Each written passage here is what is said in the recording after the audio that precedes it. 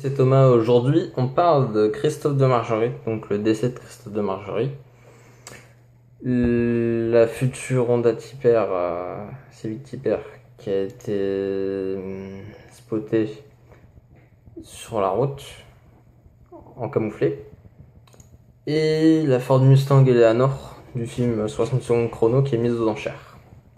Donc je vais commencer par Monsieur de Margerie, donc, grand patron de Total, qui est mort tragiquement dans un accident d'avion en repartant de Moscou.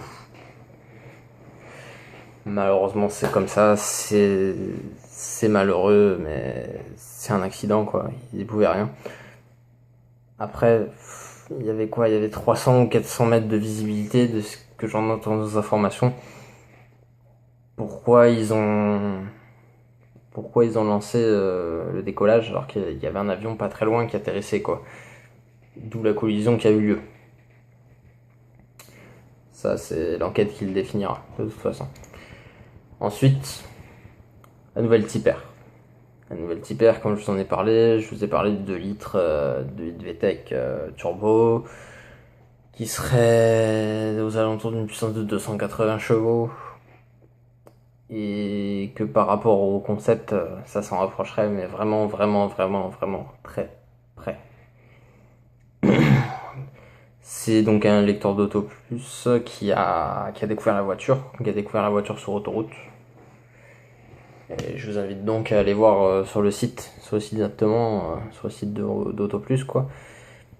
Vous l'avez en article le plus récent de la marque Honda. Voilà. Et très bonne nouvelle pour les passionnés de cinéma et les passionnés de voitures.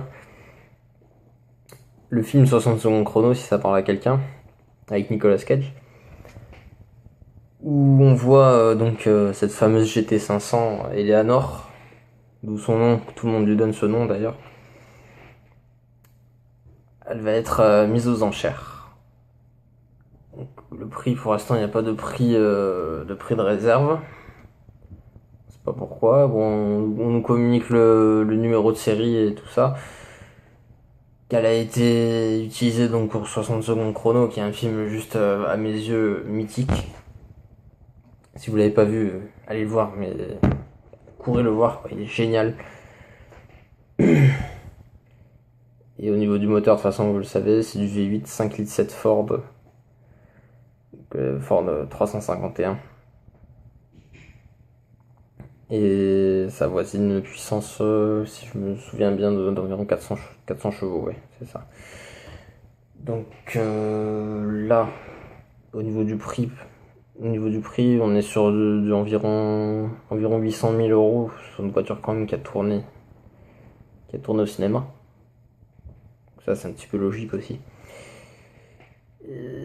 Vu que je considère que c'est un film mythique, je pense qu'elle partira vachement plus cher que ça.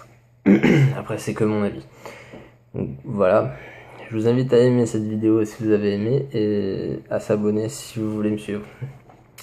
Très bonne journée à vous, très bonne semaine et à plus. Ciao.